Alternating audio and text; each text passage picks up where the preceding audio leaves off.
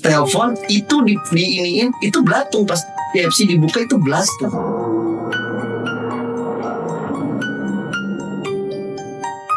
Baru dipesan delivery kan ya, antar dia mau makan dia langsung telepon, Mas astagfirullah. Nah gue tuh lumpuh gak bisa jalan, tapi setelah dipijit sama lu kok bisa jalan. Yang benar kalau untuk terulang ya, makanya ya jujur nih saya ngomong kayak gini aja. Kok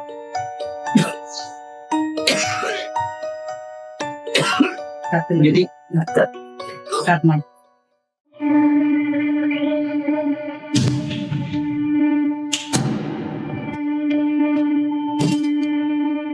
Bang Bejo, kenapa sih tadi ada bahasa harus nunggu 2 jam?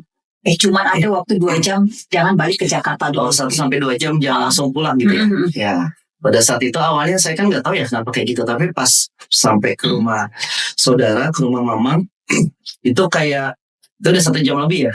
Itu badan tuh lemes langsung lemes, terus nggak bisa ngerasain apa-apa, kayak badan tuh tulang-tulang tuh kayak remuk banget pada saat itu kan. Akhirnya tertidur tuh. Pas pagi-pagi bangun kayak ngerasa tuh bukan dunia baru ya, apa ya, fresh banget gitu, fresh kan.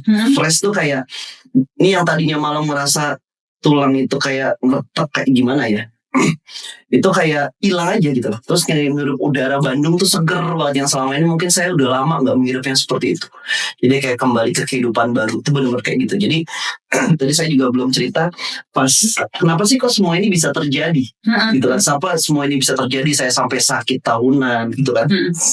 Jadi awal mulanya, ini benar-benar awal mulanya itu ibu saya pas pulang dari Bandung itu cerita, ya kan, kamu ingat gak pada saat kejadian aneh di rumah itu tuh kayak ada suara di atas gentengnya, bunyi kencang, terus ada suara burung cicit kayak gitu, burung-burung kayak gitu. Nah, iya, kamu ingat nggak? Kamu kan pada saat itu sering main HP di dekat teras pintu samping rumah kayak gitu kan. Terus tiba-tiba kamu dengar mama teriak dan datang, mama bilang pocong-pocong gitu kan. Kayak guling berdiri itu pocong-pocong, mama bilang kayak gitu. Nah terus kamu kayak ada kipas angin, kamu matinya apa, dia mati kamu nyalain, terus mati lagi. Nah habis kejadian mama itu bapak yang kamu tampar pipinya sampai bangun. Jadi pada saat itu ingat nggak? Iya ya Maya. Iya, jadi kejadian itu tuh bapak tuh kayak tidur itu, saya ngeliat muka bapak tuh kayak orang stroke. Terus saya bapak tampar-tampar gitu. Nah itu deh. Awal mula kejadian dari semua itu. Sebelum akhirnya Bang Bejo berobat. Iya, itu berobat pun karena disuruh sama temennya mama. Jadi apa yang ada? Seperti guling tapi pocong. Nah itu, jadi itu di kamar tengah. Nah di kamar tengah itu dulu kamar saya. Dulu kamar saya, dan saya sekarang nggak tinggal di itu, pindah ke kamar yang sebelahnya lagi. Jadi pada saat itu kamar itu kosong dan mama tidur di kamar tersebut, bapak di kamar utama. Tapi nggak tahu kenapa mama kok tidur di situ, biasa nggak di situ. Gitu loh. Nah kejadian mama itu kayak ditindihin orang, kalau orang Sunda bilang kan erep-erep, tapi ini bukan erep-erep gitu loh. Jadi ngap segala macam, bacaan nggak bisa. Pas bangun langsung teriak kayak ada sosok. Mama bilang itu guling gitu. Itu guling, bukan guling mah, bukan. Coba lihat kan emang kamar kalau mama tidur itu selalu dimatiin. Kalau saya nggak bisa, kalau tidur nggak ada cahaya sama sekali, itu nggak bisa. Jadi minimal ada lampu kecil. Kalau mama nggak, itu bener-bener gelap di kamar. Tapi saya ngelihat di pojokan itu kayak emang putih apa, yang atau kenapa itu bilangnya itu pocong gitu loh. Bang Bejo lihatnya itu pocong. Iya, saya langsung lihat itu pocong. Wah itu pocong, udah kita keluar. Tapi mama nggak langsung keluar. Nah nggak lama kemudian bapak yang teriak. Saya ingat, jadi disuruh flashback sama mama, ingat nggak ayat kejadian. Jadi kita pulang tuh sambil flashback gitu. Jadi kata mama, yaudah sekarang mah kita fokus ibadah, kamu juga udah kerja dari rumah apa kan. Jadi kalau boleh di flashback lagi nih, apa hubungannya antara kejadian mama yang ada yang seperti nampak pocong, terus bapak yang kayak muka stroke, apa hubungannya dengan kejadian yang Bang Bejo alami ini? Jadi bapak itu kan sekarang aktivitasnya cuma ke masjid ya. Dan bapak tuh ada punya kayak semacam jamaah gitu ya, teman-teman tuh jamaah yang emang orang-orang yang pakaiannya itu pakai sorban, pakai apa gitu kan. Pernah suatu saat itu dia datang ke rumah secara berkelompok dan itu nggak mau masuk ke dalam rumah. Akhirnya yang satu orang itu bilang, kita ngaji di sini. setiap orang yang dipegang botol aqua untuk ngaji, katanya bisa merasakan di rumah ini ada sesuatu yang gak beres. Dan akhirnya disimpulkan katanya ada sebuah kiriman untuk mencelakai saya. Karena mungkin gak suka dengan saya, sakit hati dengan saya, dendam dengan saya. Dan di situ saya selalu ingat-ingat pernah bikin sakit hati orang itu siapa? Coba minta maaf. Malah saya ngerasa saya terus yang disakitin gitu loh. Maksud disakitin tuh dalam segi bisnis. Saya udah coba bangun bisnis, malah saya yang ditendang, saya dikhianatin segala macam kayak gitu kan. Ya udah, berarti ini ada sesuatu yang gak suka. Nah, saya ingat yang Ki Badra itu.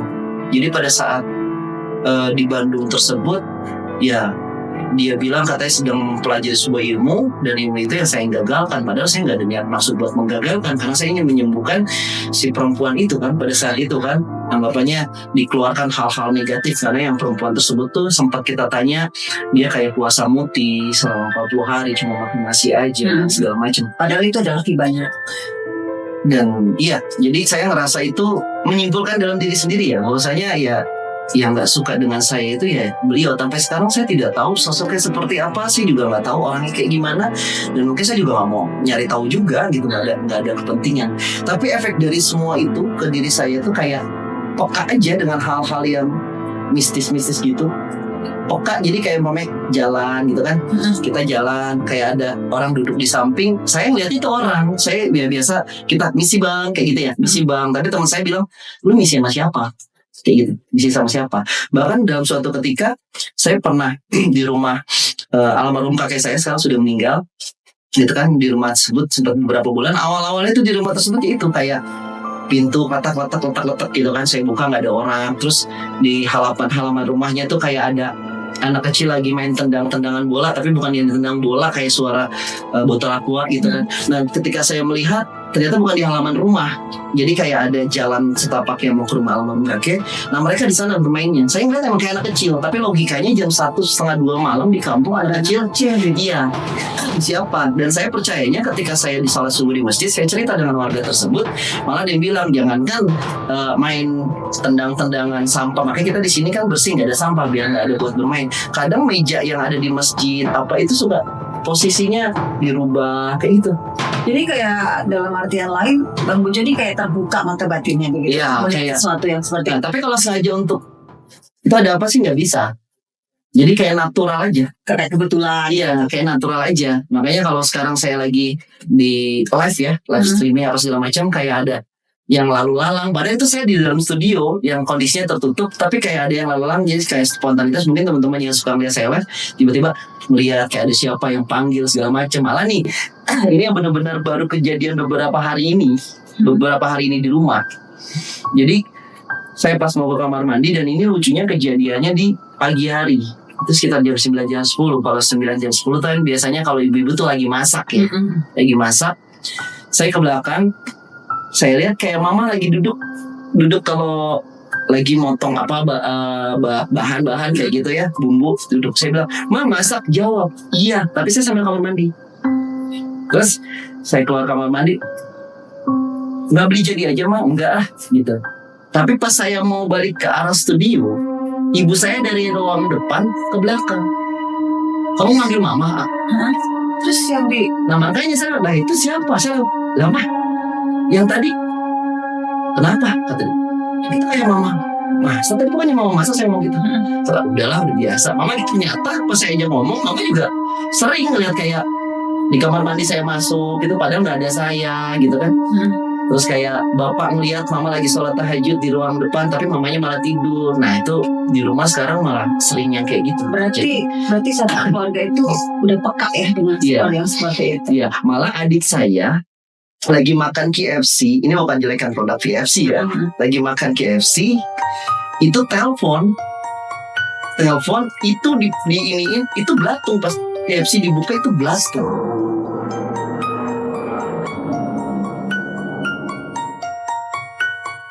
Baru dipesan delivery kan ya, antar dia mau makan, dia langsung telepon, "Mas, astagfirullahaladzim, ini ada apa di rumah? Si A sehat nggak? Emang kenapa? Coba lihat nih, Dede makan kayak gini, kok ininya malah belatung." Posisi Bang Bujo itu di mana? Di Oh, pas bareng begitu. Di rumah sama mama. Adik saya kan ada di rumah sendiri. Oh, yang udah Kayak gitu. bisa beda rumah begitu. Iya. Kayak gitu. Sampai hal-hal seperti itu. Jadi dari yang Bang Bejo balik nih ya dari tempat kawannya mama tadi berobat gitu kan. Itu Bang Bejo udah sadar belum sih di diri Bang Bejo itu ada sesuatu? Saat itu mulai percaya. Karena saya melihat sosok yang Jawara bukan tadi, manusia kayak, lah gitulah, kayak sosok di sebelah saya, dan itu kayak interaksi batin itu dia cuma ngomong ya perbaiki ibadah terutama yang sunnah, kayak gitu. Dari situ mulai percaya. Setelah itu ya saya fokus ke arah ibadah, dan kayak mungkin orang kalau melihat hal-hal yang mistis itu kan kayak takut, kayak gimana gitu. Kalau saya kayak udah biasa aja gitu loh. Udah biasanya kayak ya ketemu dengan seseorang, kita salaman, kayak nih orang punya mau niat baik atau nggak baik tuh kayak udah ada, kita feel ngobrol. Nah kayak hal-hal kayak gitu sekarang kayak udah jadi makanan sehari-hari. Makanya sekarang saya jarang banget keluar berinteraksi. Kayak kesini aja kan, itu saya sebenarnya semenjak kejadian yang kayak gitu ya, itu bukan kayak traumatik Kak. Jadi kayak saya tuh buat membatasi ketemu dengan banyak orang. Jadi itu lebih menjaga diri seperti itu. Iya, karena yang saya lihat tuh kayak arahnya kok ya, kita balik lagi ya, segala sesuatu kan dengan seizin Allah ya. Tapi kok kenapa yang dibuat itu orang-orang terdekat, kayak mama nih pernah, itu kayak luka bakar kena knalpot gitu kan, kayak knalpot, diperiksa ke dokter cuma bilang, ibu kalau mandi air panas jangan terlalu panasan. Padahal mama itu nggak pernah di rumah mandi pakai air panas. Tapi luka-luka kayak orang kena knalpot tuh. Tapi pas sembuhnya itu juga nggak ada bekas luka bakarnya. Itu proses berapa lama tuh seperti itu? Hampir sering. Ya kalau saya buat nenangin mama, mungkin mama stres kali gitu. Berarti itu bisa diprediksi kiriman gitu ya, semacam. Kalau saya ngerasa iya, karena sekarang jujur masih butuh seseorang itu yang bisa ngebersihin untuk rumah saya. Kalau emang nanti sempet tim main dan itu bisa ngerasain, atau buat teman-teman yang suka explore, bisa datang itu untuk daerah rumah saya, itu udah benar-benar ketika datang itu auranya udah bisa terasa. Pembersihan dalam artian untuk aura magisnya gitu. Iya, untuk negatif. Karena saya ngelihat rumah saya itu kan gak ada pagarnya ya. Rumah saya gak ada pagarnya. Sebelah rumah saya itu dipagar, sebelahnya lagi itu ada pagarnya, satunya lagi ada pagarnya. Kenapa saya taruh kendaraan semua di luar? Mobil, motor itu aman. Bahkan sampai kunci motor itu kadang suka lupa, gitu kan. Tapi yang hilang malah di tetangga, yang rumahnya digembok, gitu kan. Saya pernah nanya seseorang, pas ketika datang itu, oh ini rumah Rejo, gue tadi udah lewat berkali-kali. Lah ini gue lihat kebon, kata dia. Oh, bukan rumah yang dilihat. Iya, ada beberapa orang yang sampai statementnya seperti itu. Pada saat saya ketemu dengan orang baru, kadang-kadang saya kan di aplikasi sebelah kan ngasih kayak semacam edukasi kalau seseorang itu mau punya buka agensi sendiri gitu kan. Kadang mereka datang ke rumah, udah bolak-balik berkali-kali, bilangnya gitu lah, tadi gue nggak ngeliat kalau ini tuh rumah. Itu efek dari apa sih Bang Bejo? Kenapa mereka tidak melihat bahwasanya itu rumah, tapi malah kayak kebun gitu? Iya. Atau ada yang menutupi dengan aura bisa jadi magic tadi? Karena saya kalau di situ itu setiap keluar rumah itu ya kayak ngeliat orang kayak lalu lalang biasa aja, tapi sebenarnya itu saya yakin dalam diri itu bukan orang. Bahkan karena saya itu kerja di medsos dan saya selalu di dalam studio, itu saya keluar kamar itu biasanya setengah malam kalau nyari makan, kayak jam 2, setengah 3, jam 1 kayak gitu kan. Tapi saya kayak ngerasa itu gak sepi, ramai aja. Kayak banyak biasa aja, ramai aja. Tapi itu Bang Bejo yakin itu bukan manusia? Bukan, karena yang saya ketika sudah pernah jalan sama seseorang yang saya misi, apa kadang ngajak ngobrol segala macam, kata lu ngobrol sama siapa, kata teman kayak gitu, lu ngobrol siapa Bang, nggak ada siapa-siapa. Nah semenjak itu ya saya, ketika mereka nyapa senyum ya saya senyumin, ketika mereka nggak nyapa ya saya nggak nyapa balik. Saya sekarang udah mulai seperti itu. Berarti Bang Bejo tidak merasa terganggu dengan kehadiran mereka? Sekarang untuk saat ini enggak, karena saya nggak pernah ngeliat yang muka-mukanya serem misalnya. Jadi yang Bang Bejo lihat yang seperti apa nih? Ya biasa kayak orang aja, lalu lalang, anak kecil kayak gitu aja, kayak biasa seseorang gitu loh. Malah pernah ngeliat kayak ada yang cantik banget, saya rasa kos sebelah gitu kan. Tapi gak mungkin, kos sebelah itu di atas jam 10 itu udah tutup, gak boleh ada yang keluar. Karena kosan sebelah saya itu rata-rata tuh perawat, ada asisten dokter gitu. Saya pikir mungkin kosan sebelah kali cantik, tapi saya ngomongnya ini kan tengah malam ya, ngapain kayak gitu. Jadi kemampuan yang Bang Bejo punya nih ya, bisa nggak sih, misalnya ada seseorang yang minta tolong nih ke Bang Bejo, bisa nggak Bang Bejo untuk mengobati? Kalau disengaja nggak bisa. Nah soal ngobatin saya pernah waktu di Bandung. Jadi ada teman saya. Jadi di sini saya nggak coba sebutin nama ya, takutnya nanti malah tidak apa-apa. Jadi saya main ke tempat teman saya. Di situ ada neneknya. Ada neneknya bukan ibunya. Itu posisi duduk di bawah. Ya mungkin udah tua kali ya. Jadi duduk di bawah. Saya ikut duduk di bawah sambil ngobrol. Cep gimana kuliahnya gini? Saya sambil mijitin tuh kaki pada saat itu kan. Dan ketika habis mijitin kaki kan saya emang senang itu pakai batu cincin, pakai cincin ada batunya gitu, nggak tahu kenapa, hobi aja senang gitu, mijitin gitu kan. Tapi tiba-tiba kok kayak pas lagi mijitin kaki ke betis kayak gitu kan ya, lumayan lama sambil ngobrol sama teman saya keluarganya, udah tiba-tiba kok ada kayak batunya tuh jatuh gitu kan. Tapi saya lihat lah nih, wah jatuh nih. Terus saya lihat batu saya ada, saya lihat nah ini batu apa. Oh sempat terpegang gitu. Saya pegang, bahkan saya kantongin pada saat itu. Pada saat itu saya kantongin karena saya nggak langsung bertanya ini batu apa gitu kan, karena ya teman saya aja nggak pakai cincin gitu kan, ya otomatis kan ini kayaknya batu saya gitu. Tapi saya di batu, tapi keanehan itu nggak sempet saya ucapkan di situ karena kita lagi fokus ngobrol aja di situ. Masukin, pulang kan, saya pulang besoknya ketemu sama dia, kita futsal bareng apa, dia bilang Jojo sorry gue mau ngobrol kata dia kan, kayak bahasa Sunda. Kemarin nenek gue lo apain katanya. Diapain apa kayak gitu kan. Nenek gue tuh lumpuh gak bisa jalan, tapi setelah dipijit sama lu kok bisa jalan. Yang bener. Jadi saya ambil kesimpulan, saya tuh gak bisa kalau coba obatin tuh gak bisa. Tapi kalau secara gak sadar apa sama, kayak melihat sesuatu itu pingin lihat nih di kakak ada apa, itu gak bisa.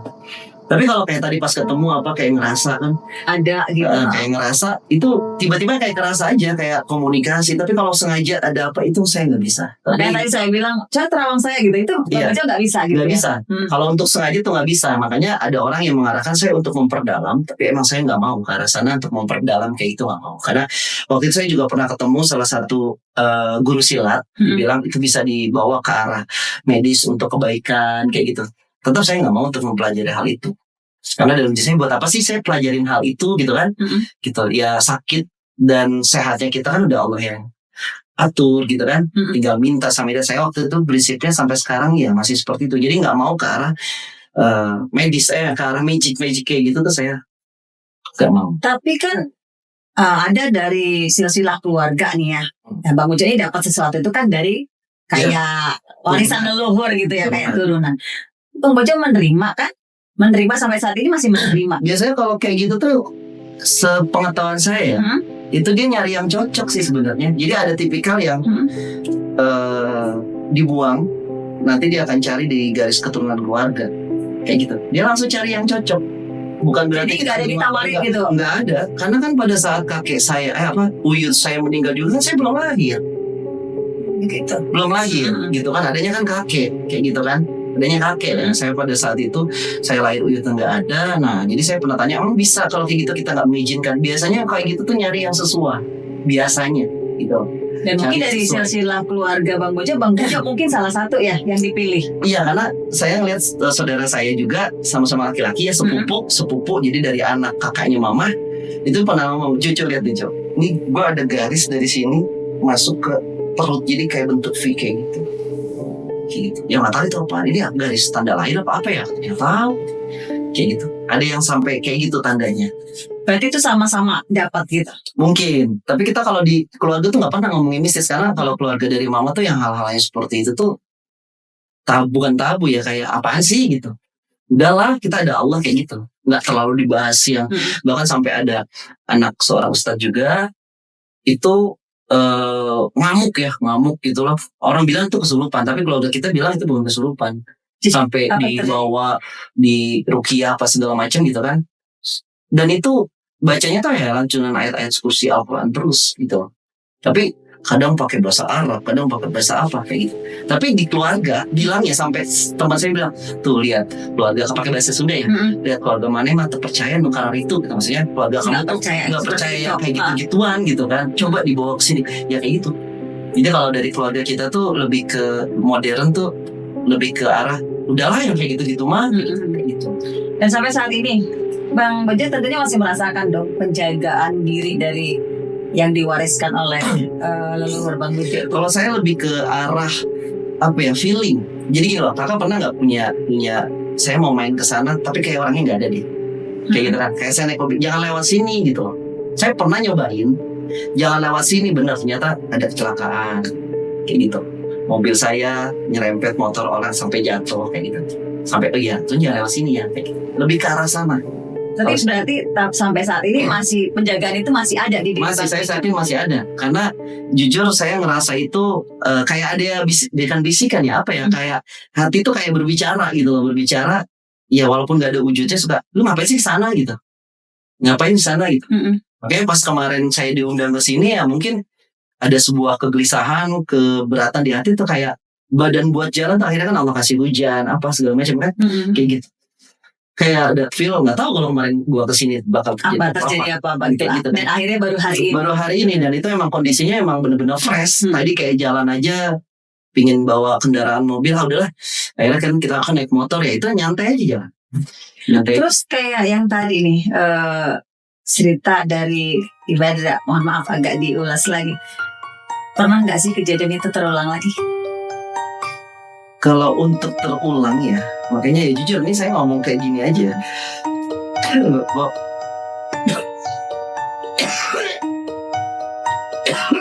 Jadi, oke Bang Bojo, terima kasih nih ya udah mau berbagi kisah mistis yang Bang Bojo alami ya dari mulai SMP sampai bahkan sampai saat ini masih Bang Bojo rasain. Jadi ya pokoknya terima kasih banyak udah mau berbagi cerita dengan Rawa Misteri. Sama-sama. Semoga kedepannya sehat-sehat selalu. Amin. Tambah sukses. Oke, makasih sekali lagi Bang Bojo. Oke pemirsa, demikianlah bincang-bincang kami malam hari ini ya. Cukup mengerikan sebenarnya suasananya. Terima kasih, semoga apa yang sudah kami bincangkan dapat diambil hikmahnya oleh semuanya. Jangan lupa nantikan kisah lawa-lawa misteri berikutnya dan sampai jumpa.